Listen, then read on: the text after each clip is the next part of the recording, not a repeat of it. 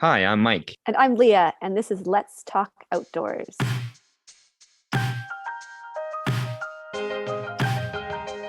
Today we are talking about photography, book publishing, and exploring the world near and far with our guests Robin and Arlene Karpan. Robin and Arlene are travel writers, photographers, authors, and nature enthusiasts. We hope you leave this episode with a new appreciation for Saskatchewan and the natural world around us. Can you guys explain a little bit about yourselves and about your business? Parkland Publishing is our book publishing business. We do books primarily on travel and photography in Saskatchewan. And other part of our business, we also operate a blog called photojourneys.ca, and that's has to do with travel actually in different parts of the world, although recently with the travel restrictions, it's been mostly close to home. A lot of Saskatchewan. And we still do some freelancing for various outlets. We often write for Prairies North magazine, for example, and we have a ongoing travel column with the Western Producer on travel and photography and anything related to just about whatever we want to write about. It's very cool. How long have you guys been doing this? Forever. Well, we've been doing writing and photography for quite a number of years, and then 1998 is where we set up Parkland Publishing to do our books, and so it's been quite a while. What made you get into the business of writing travels? Well, we did a lot of travel in 1979 to 80. We decided that we were just going to go to Central and South America for 6 months. And we took a Spanish course in Guatemala for a week. That prepared us. And we went just hoofing it through different parts of Latin America. And when we came home, we said, wouldn't it be neat if we could share some of these experiences with other people? And we both have lots of university degrees and everything, so we figured, well, we should be able to do some writing. And Robin was working on developing his photography skills and found that was really his calling. And so we put everything together, and we started freelancing, and one thing led to another, and then we got some contracts for government. With tourism and with some other tourism agencies in the province. And then it went into desktop publishing and brochures, and it just sort of morphed. And but that was the beginning of it in the 1980s, and we haven't looked back. It's been a great career. It's taken us all around the world. We've been to all 7 continents. And but we still call Saskatchewan home for a lot of good reasons. You guys have 3 books written about traveling in Saskatchewan. Outside of this being your home, what's made you want to focus more on writing about the prairies?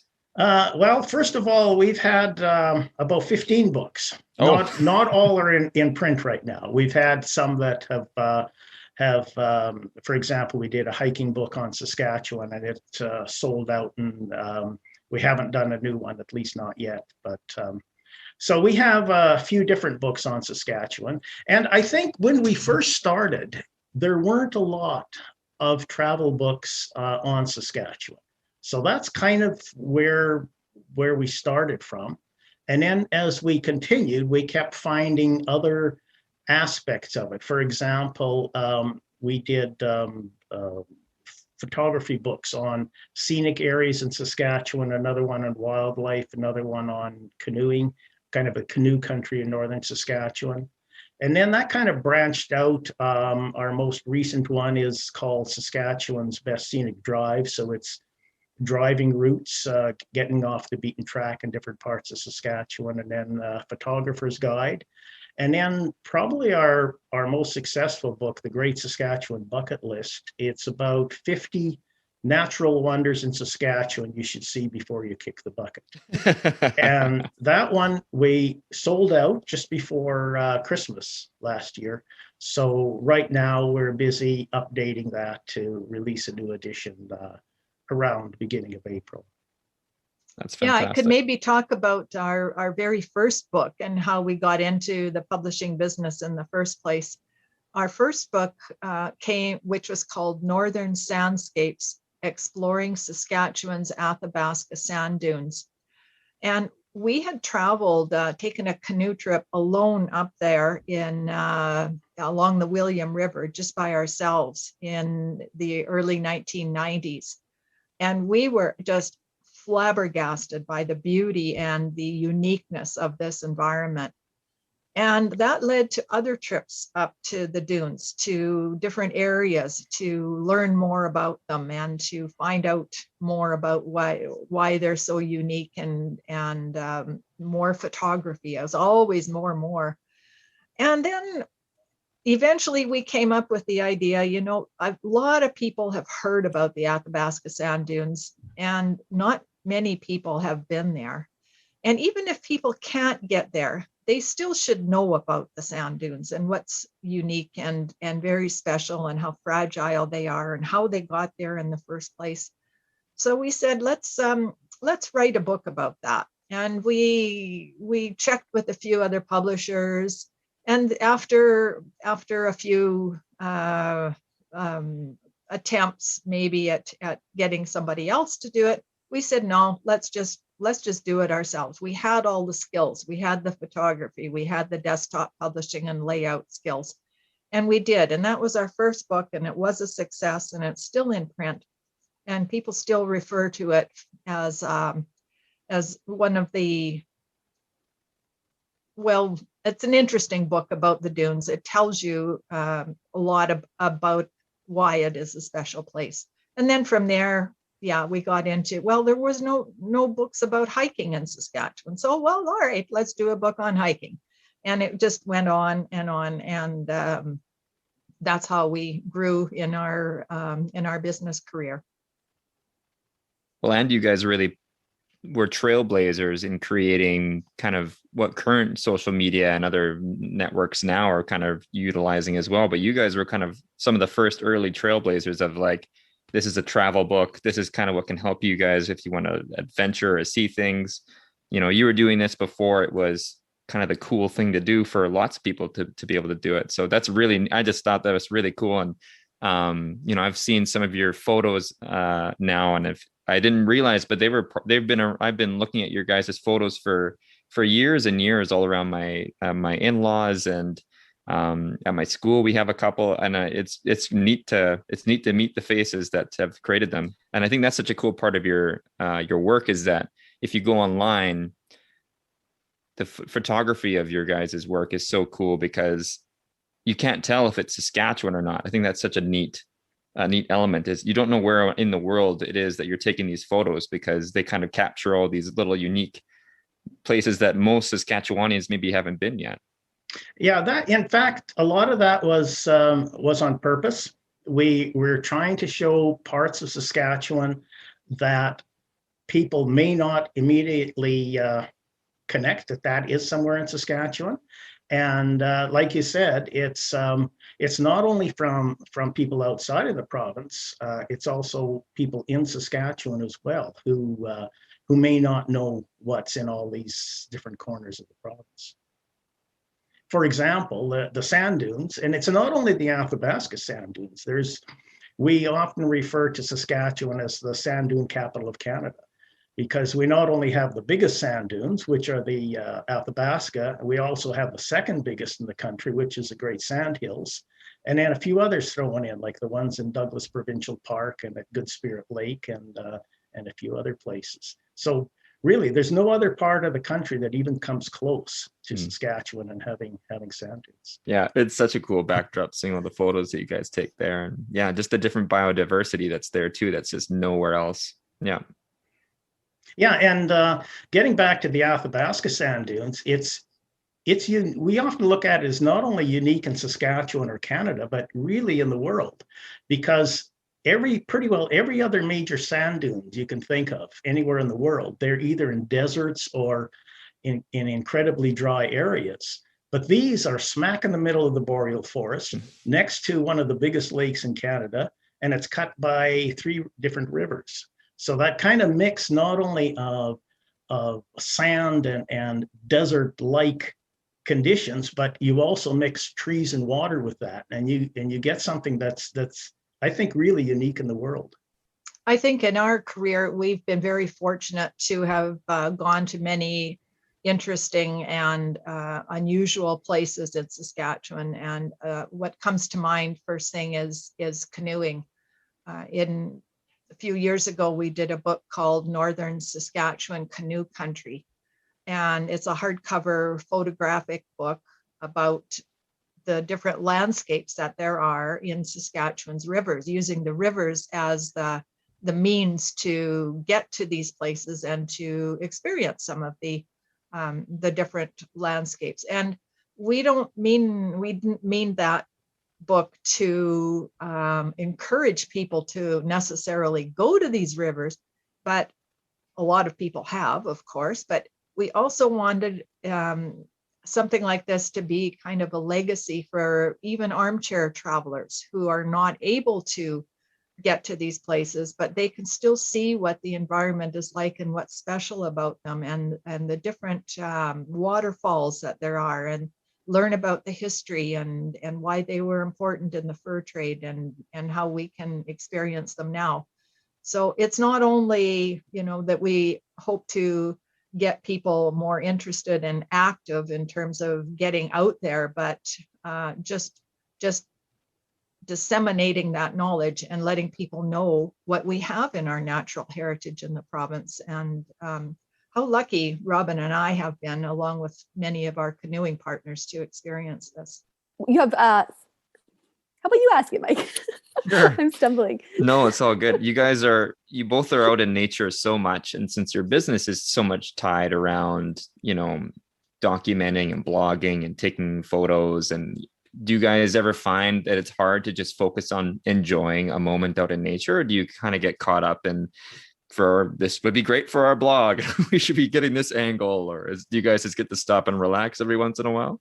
Yeah, and it's one of these things where it's hard to divide one to the other. And when we go somewhere, and it may not necessarily be something that we're going to write about for an article or blog about, but if it turns out to be a neat experience and we get some great photos, all the better. And sometimes we'll be going out to get photos specifically for a project. So I suppose it's a good problem to have, in that we don't really know when we're working or we're not.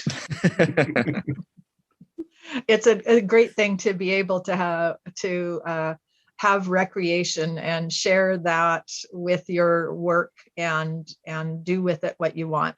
And even if we don't blog about it or do anything more with it, we still have those photos to remind us of the experience and what happened on that particular day, or on that adventure. So it's all good. I like how you've used your photos to make nature and outdoors more accessible to people who don't have the means to go to those places, just like you were talking about earlier. Yeah, we tried to have a balance, and that's one of the things we did in our Great Saskatchewan Bucket List book, was to have that the vast majority of places there are places that anybody can get to.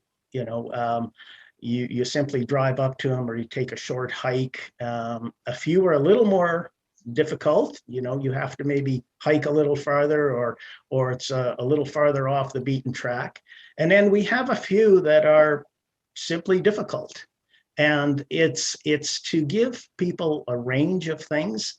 And part of the idea is that every quest worth its salt should have a few challenges. So we try to, do something so it's accessible for people who just want to go out for a drive and take a short hike, or go watch birds, or find a few critters, and also something for people who really want to get out into the back country and do something that's a little challenging as well. Have you noticed increase in interest in your bucket list book with the current COVID situation? Definitely. In fact, Yes. that's what happened is that when things first shut down, like in spring last year, it looked like the whole year was going to be a bust. Like that's the time of year when the bookstores will be ordering their stock for summer, and things were just flat. I mean, nothing happened while the stores were closed. And then once summer came around, then it just took off because people were traveling closer to home. And also the majority of our books are about natural areas and places like you can drive to or go hiking.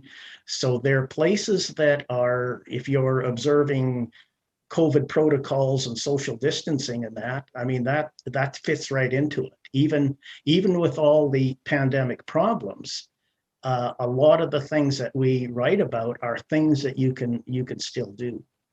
And I think that's another important point to maybe make, is that the pandemic has affected us in different ways. It has kept us home this winter. This is the first year ever that we have spent the entire winter at home. So that's made a difference in our lifestyle, and certainly it's curbed our international travels completely. But on the other hand, we've done things that we're looking for more opportunities to do things closer to home. And we can still get outdoors. You can still do that in Saskatchewan in spite of the pandemic. And yes, you might have to watch as you're walking the Meewasin Trail. You don't get too close to other people or whatever, but we can still get out and enjoy nature and still find the beauty of nature and the magic of it in so many different ways, even close to home. And you don't have to go far to find it. Just a few days ago, we were out on our walk just around our neighborhood here. We'd go for a walk every day. And all of a sudden I saw in one of the trees, there were, probably 100 Bohemian waxwings just cleaning off all the berries on a mountain ash tree. Now, like, that's in our backyard, almost literally. It's a block away from us. So I told Robin when I got back from my walk, and he went out with the camera, and there's an opportunity right there. And we feed birds in our own yard here too, so we can get out and photograph them. And there's lots and lots of things to do that are close to home, and you don't have to go that far to interact with nature and enjoy the experience. And the other interesting thing was over the past week or two, when we had that minus 35, minus 40 weather. Hear a lot of people complaining, but actually that was one of my favorite times for photography, especially again, not getting too far away from home, but going down to the riverbank in Saskatoon, where you have the part of the river is still open. So you get a lot of the steam coming up because it's mixing with the cold air. And some of the areas are just coated in frost, like on the trees and the other vegetation. And then you get the low sun shining through that foggy mist. And I mean, there were some just great opportunities that we had simply because we have minus 35-degree weather. So I think even when we get cold weather, there are good opportunities to get out and do things. And you two actually recently wrote or were part of an article talking about winter camping in Saskatchewan, hey, and how you guys went up to around the Waskesiu area. I guess for those who are a little more apprehensive about jumping outside into the winter, what would be your best pitch for them to go and do it? Well, one great thing about comparing winter to summer camping is there's no mosquitoes. Yeah. I mean, that in itself is worth it. But it's a totally different experience. Like up in Prince Albert National Park, the approach they've taken for the winter is that the normal campgrounds are closed, but then they've opened up 2 picnic sites for winter camping. And people who are familiar with that area, one is Painton Beach, and the other is is Birch Bay. They're both on opposite sides of Waskesiu Lake. So they're picnic sites. So, but you can winter camp there. And they've, I think the best thing about it is that they've got closed-in kitchen shelters. So, and they've got a wood stove and there's firewood there. So you can cook your meals there and keep warm. I mean, you're still sleeping out in your tent, but it's just a matter of taking more clothes. You know, we had our down sleeping bags and then some extra down blankets on top of that. And it's all doable. I don't know if I would do it in minus 35, although a lot of people do. Yeah. But if the, you know, moderate winter weather, it's quite doable. I think the motivation for it was just being out there and alone or fairly alone. The crowds are all gone. The stores are mostly closed, and you feel like the whole park is yours to explore. And some of the animals that we saw and some of the birds were really special. Our first ever pileated woodpecker, and we watched it for probably 20 minutes. It was working away at a nest hole, or else it was trying to find ants or bugs or something inside this hole. And it didn't seem to be bothered at all by our presence. So we watched it and thoroughly enjoyed that experience, and Robin got some really good photos of it too. So just being able to interact with the wildlife, and the elk, they still have their antlers on and they still look regal, and they can be found usually near the town site as you're coming in from the southern entrance. So it's beautiful. Going along the Narrows Road, which was open, good chance of seeing foxes. Talked to a friend who saw a wolf kill there, just out on the ice on the lake. And you go to Peyton Beach and some of the other beaches, and then at the Narrows, and you get mobbed by the Canada jays. So you don't have to go very far looking for wildlife in the park at this time of year. And there's really maybe, what would you say, Robin, another half dozen cars that we encountered on any one area. You know, yeah, there are very few people, and Yeah. when we were there anyways, there was no one else camping.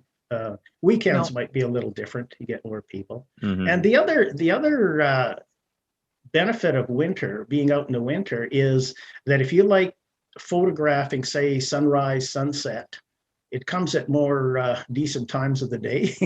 In the middle of the summer, you have to get up incredibly early to get the sunrise. But when we were camped at Waskesiu Lake, we could get up, have breakfast, be on our second cup of coffee, then go photograph the sunrise over the lake. And the same thing if you like to see the night sky and photograph the stars, or a chance of seeing aurora is, you know, you might see that at 8, 9 o'clock. And Arlene, I know you do take photos as well, but I think Robin, I think these were a couple of yours. When you go through a whole bunch of your photos online, there's so many of them with animals that are looking right at you, and you guys actually do a little special online too about kind of how to capture those moments where an animal is staring you right in the eye, or to get at their level. How do you set up those shots so well where you have so many of these, like lions and tigers and bears, and yeah, you guys have such a wide selection of creatures that you capture in these moments. How do you do that? How long are you sitting there in one spot just waiting for them to look at you? Well, I'll tell you what Robin did for the grebes and some of the birds. He made a floating blind at our farm, and that's where some of our best bird pictures are from. We have a few wetlands at our farm. So he said, yeah, I'm just going to make this floating blind. And that's what he did. He went out in the blind, he camouflaged it, and just put on hip waders and walked through the shallow water. And the grebe came right up to him and was curious, you know, well, what's this thing floating around? I haven't seen that before. And then Robin's taking pictures and getting the shots right at eye level. So that was kind of a special case, and I know that he would enjoy doing more of that. I don't do that type of photography. I'm more like a flower person or a mushroom person. Or sorry, go ahead. I was going to say sometimes I look more at the big scene, and but not that Robin doesn't, but we just have different views on what might make a good picture. Or sometimes when we're out on a hike, I leave him behind to take a photo of whatever it was that captured his imagination, and I go on ahead and look for something that interests me, and then somehow we meet in the middle, and that's I guess why we work together so well.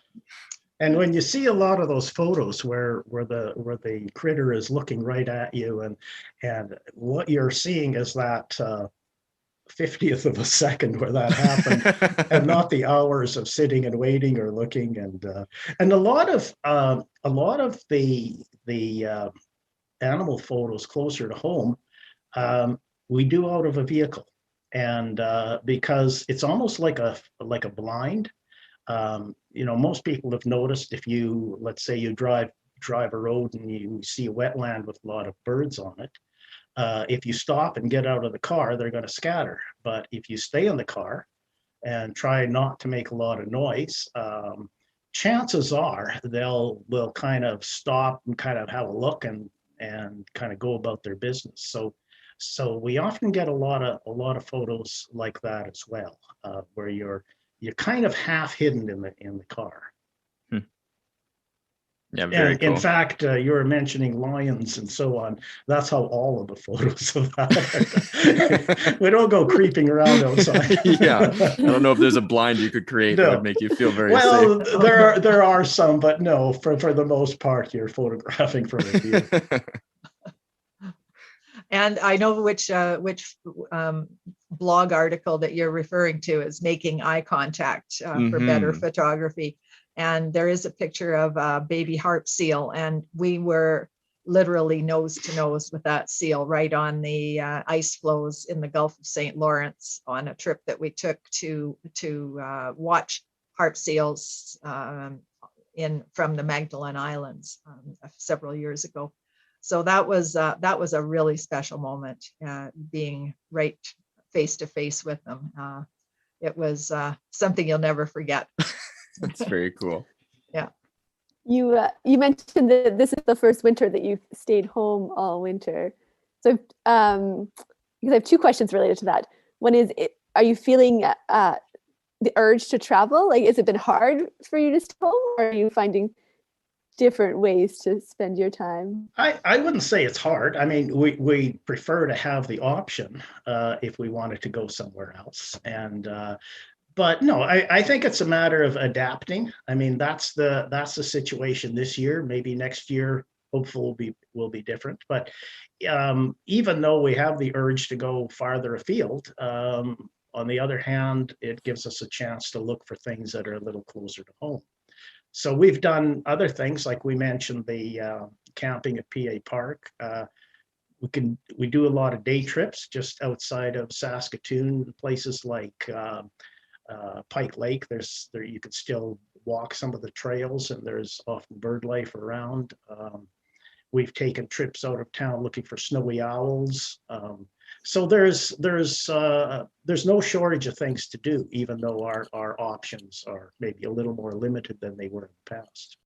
Yeah, you find other things to do. There's baking and cleaning and and other things like if all families do. But the other way to look at it is, in another 6 weeks, we'll probably be taking a trip up to our farm to open things up again and start another season. So it won't be, another 6 weeks of winter perhaps, but we have lots of things to look forward to in the coming seasons as well. You've obviously traveled extensively, and COVID situation aside, are there still places that are on your bucket lists that you want to visit? Oh yeah, I think I figured out once that if I live to be at least 135, I'll get around to half of them. Yeah, there are so many places we'd still like to go, but I mean, that's a downside of traveling a lot. Is that the more you do, the more you hear about other things that are just a little farther afield that you'd like to do. And I mean, that happens at home too. We've done a fair amount of canoeing in the north and northern Saskatchewan. Talked to other friends who've canoed some other rivers that we haven't yet. So that gets put on our bucket list, and on it goes. So yeah, we're Would you nowhere share? near. Would you share one or two of the places that you hope to travel someday? Sure. Well, some of the places in the north, a lot of people really like Reindeer Lake, which we really haven't been to, other than just the area around the town of South End, which is on the south end of the lake. There are several other rivers in the north. There are some, there's still parts of the Churchill River we haven't been on. There's quite a bit.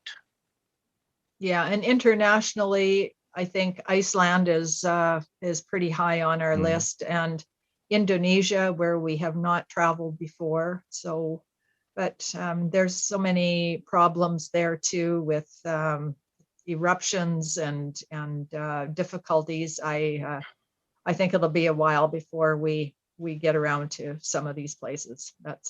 But we can still hope. Mm-hmm. Yeah, they make great photos, but just a bit of a different different feel to it. Yeah. You guys have done so much travel, but what is something about Saskatchewan that you find kind of always brings you back here, instead of, you guys could stay away for a long time, but what always brings you back home? I think, well, first of all, it's home. And I think that's enough of a reason there. But if we look at it just comparing to other places, the amount of diversity that we have here, from where we are in Saskatoon, we can head south and be in the grasslands very quickly, or we can turn the other direction, and in a couple hours we're right into the boreal forest and lakelands and rivers, and those are, two very different types of landscapes that we have surrounding us. And then, like we mentioned before, we've got sand dunes, we've got a lot of badland areas, a lot of the southern, and I mean, there's some really special places like Chaplin Lake in southern Saskatchewan, which the Western Hemisphere Shorebird Network has rated as of hemispheric importance. It's important to the entire Western Hemisphere for the number of migrating shorebirds that come through. So we've got places like that. The bird life here is incredible. We've often hear about Saskatchewan being the duck factory of North America, where a quarter of the ducks in the whole continent come from here. And then we've got half of Canada's pelicans. We've got the shorebird. We're right on the central North American flyway, so we get like hundreds of thousands of snow geese and cranes coming through. And this is also one of the top places to see whooping cranes. When they make their trek every fall from where they nest in Wood Buffalo Park down to the Texas Gulf area, this is their preferred place to stop and have a rest and feed, is in parts of Saskatchewan, usually within 100 kilometers or so of Saskatoon. So there's a lot of special things that we have here. I think what really keeps me here is the chance for more adventure. Like last fall when we saw the whooping cranes. Yeah, the whooping cranes come through here every year, and they have done for a long time, but we haven't seen them before. We haven't seen them in great numbers. So that was our first experience seeing, 40 or 50 at one time, and it just blows your mind away. So there's always, just around the next corner, there's always the chance that something like that really, really special and meaningful and insightful just might come up. And I think that's what keeps me around is you never know what's beyond or just down the road. Like our farm in the Thickwood Hills, we often go just driving around there. There's areas where we haven't been before. We just discovered a bird sanctuary a couple of years ago. Well, like we've lived there for a long time and or spent the summers there anyway, and have never seen that place before. So those kinds of opportunities and just getting out and even old stuff. Okay, so we've walked this nature trail before. Well, that's okay, but you can do it again, and it's going to look different the second time because you're going to see different birds, and the light will be different, and the flowers will be different.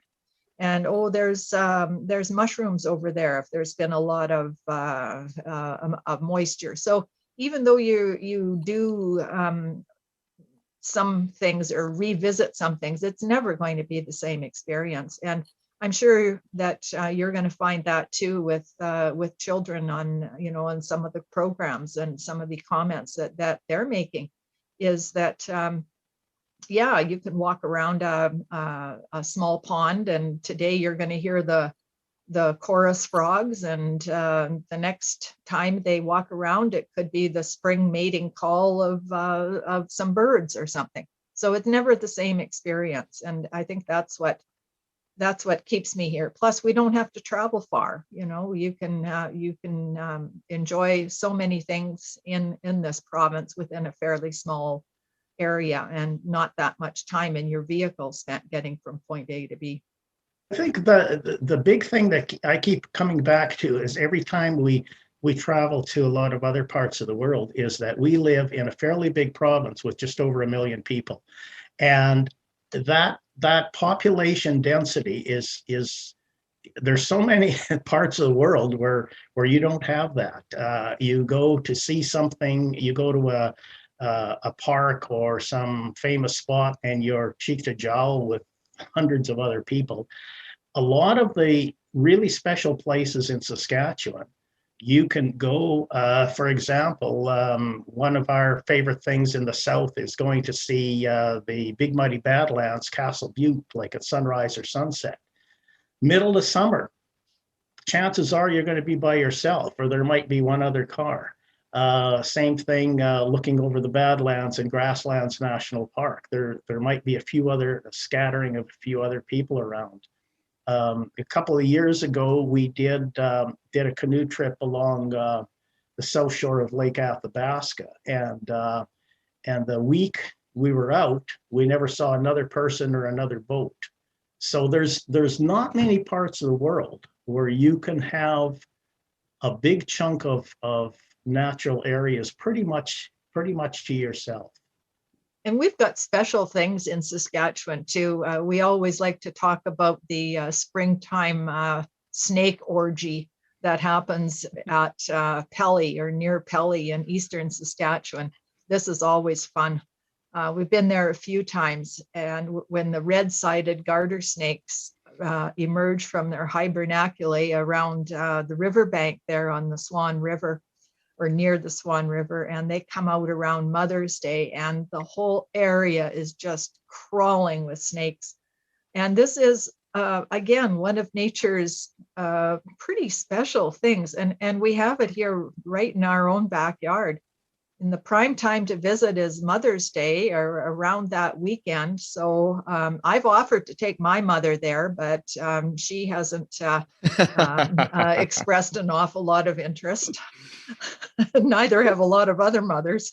But if you're from that community, it's a big deal. The people do go from the community and have a picnic out there, and it's their own special little attraction. And so I'd highly recommend that for a fun time experience before the May long weekend. Yeah, and it's one of these rare occasions whenever you get a clash between people and wildlife. It's usually often it's the wildlife that comes out on the short end of things.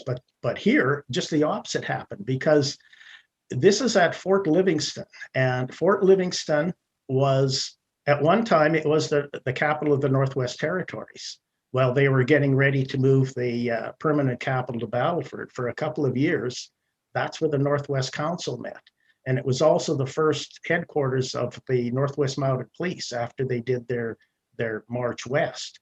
So they built these buildings here, not knowing about the snakes, apparently, because it wasn't that time of year. And then when the snakes came out in the spring, it was quite a surprise. And there's all sorts of entries in the journals from the fort about the snakes getting into everything. The Mounties would have snake catching contests to pass the time. And now Fort Livingston is long gone. All there is a plaque and a thing marking it, but the snakes are still there. So this is one place where the wildlife won out. The ground moves. That's pretty neat. Do you guys have talked about like kind of how, you can be pretty isolated out in nature often, or the environment? Have you guys ever found yourself in a bit of a precarious situation where you're like, I wish there was somebody else around right now? Not really. No, I mean, not so much. No. We've been in, for example, on canoe trips where we've been caught in bad storms, things like that. But no, I don't think there's anything that I can think of. I mean, I think it's also, once you travel in the wilderness for a while, you kind of get more comfortable. And I mean, a lot of people, the thought of being away from other people or not, being close to technology and so on is a scary thing. But I think the more time you spend in nature, the more comfortable you get with it. Mm. But we have, I just might add a little bit to that. We have invested in devices such as an InReach, which is a global positioning system device, and you can send and receive texts and email messages. And that has saved us a lot of gray hairs because we know that we can be in contact with a pilot if we need to be, or we have the RCMP's number, or we can get a weather forecast. So we don't, rely on technology for just our day-to-day events, but in cases where we really need something or we need help, we know how to get it. And that's been a great soother, I think, for our families and for us too, knowing that we have contact. No kidding. Mm-hmm. Well, I think you've made some really good selling points for Saskatchewan, which is sort of part of what Sask Outdoors is about, is encouraging people to get outdoors in Saskatchewan. So one of the questions we asked all our guests is, where is your favorite outdoor place to visit in Saskatchewan? Well, that for me, it's no question, it's the Athabasca Sand Dunes. Simply because it's just such an incredible place, and there's no other place that really compares with it. But maybe Arlene could mention a few others, because it's even though it's a great place, it's not easy to get there. You really have to be determined, because it's in a provincial park, but it's there's no facilities at all. There's no people, no buildings, no roads, no infrastructure at all. And when you get there, you have to be self-sufficient for wilderness camping. So my favorite place would have to be the Athabasca Sand Dunes as well. But I'm going to mention a few others. We always enjoy going to Cypress Hills Provincial Park and the whole Cypress Hills area that extends far east from the park. It's not just the park itself.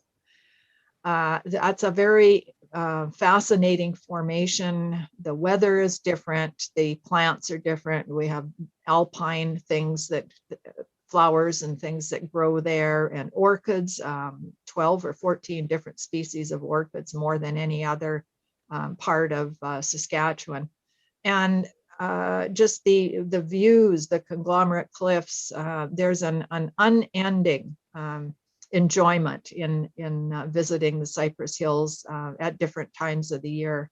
So that would have to be pretty high on my bucket list too, as a favorite place to go.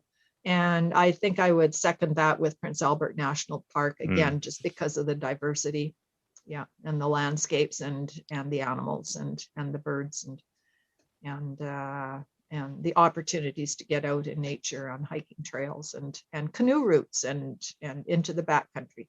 So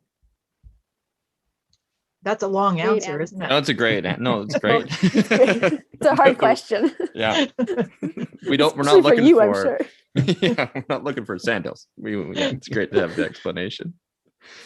Another question that we ask all of our guests, and it's usually our last one, is if you could change one thing about the world, what would you change? I think mine would be that our governments would pay a little more attention to conservation. We hear a lot of lip service to it, but quite often, I mean, we just see time after time of things not being done about draining wetlands, areas, sensitive natural areas getting used for other purposes, and so on. So I think that's something that I would change if I could. And I think my biggest thing would be to maybe put technology aside, especially for children and families, if they can, and get out in nature and enjoy the magic of being in wild places. You don't always have to go to remote places like Hunt Falls or the Athabasca Sand Dunes. It can be enjoying nature very, very close to home. And what it does for us is it renews our soul and it renews our spirit. And I hope that everyone will get the chance to experience that magic and in the places that Robin hopes are going to be conserved and protected far into the future. I feel like those two answers complement one another. If the people in charge got out there and removed themselves from technology, I think that it's an interesting thing we found on when we did a canoe trip on the Fond du Lac River, which is just an incredibly beautiful river, remote. And at one place at Manitou Falls, which is the kind of the top place along there and a great place to camp, is that there's a stone cairn. And in that stone cairn, there's a tin can with a kind of a journal that people who are traveling will add to as they come along and give their impressions of the river and the trip and so on. And somebody wrote that this should be mandatory for all government ministers and corporate executives to see, because the problem is that they don't see places like this, but they're making decisions on. Yeah, hopefully with people like you guys are doing what you can to connect people as much as possible with your books and your business. And I think it's fantastic. I learned a lot of little tidbits of knowledge just from when you were talking about different places and all of the great things about Saskatchewan. That was great. Well, and it's great to see organizations like yours, encouraging people to get out as well.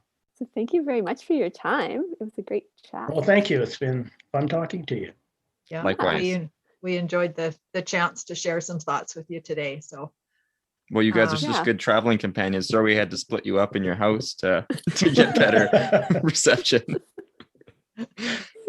Oh, we spend lots of time together. So we're socializing with our family group, right? Yes.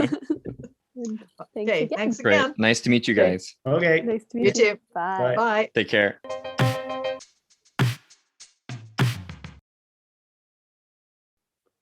Mike, what were some of your biggest takeaways from that conversation?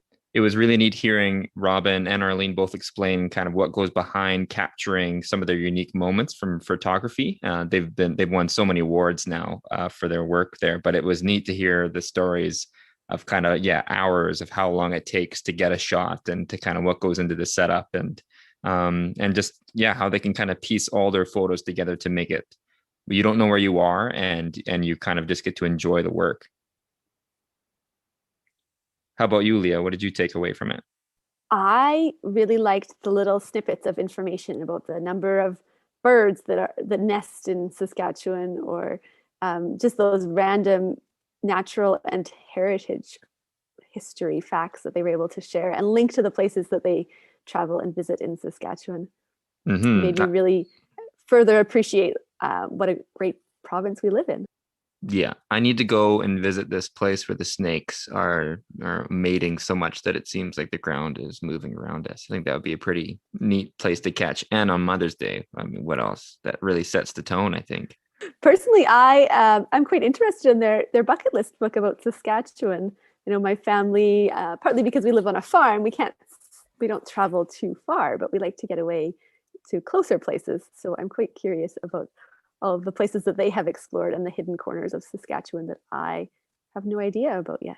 It was neat seeing, like, as you brought up a topic, it'd be neat seeing them like both think about it and just get excited about talking about something that you can obviously tell they've been to quite a few of these places multiple times. But yeah, they just have such cool memories. You can see it in their faces when they are explaining the places. It's not just that they do this for a business, they just do it because they really enjoy traveling with each other. Yeah, it sounds like they've got it figured out, right? Like she talked about leaving him to take pictures while she hikes ahead. Yeah, worked find her out own. those kinks. Yeah, that's neat.